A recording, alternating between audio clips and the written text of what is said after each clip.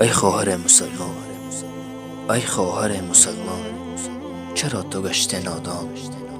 پیرف شده به شیطان، روی مال تو کجا شد؟ دیگر نداره عبرت چون گشته بر تو عادت، این کار و بار آفت بر جان تو جفا شد.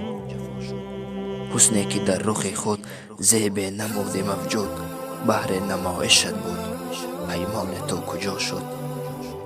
مویت نمودی هر رنگ، همان لباس تو تن، دلت بگشته چون سنگ، حیفا دور از حیا شد.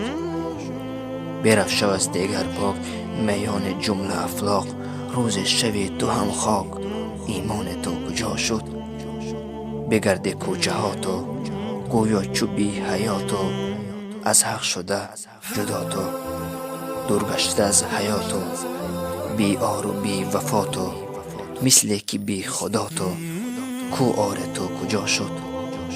لباس ملی ای زن دیگر نداره بر تن، گشته چو خار گلشن، وجدان تو کجا شد؟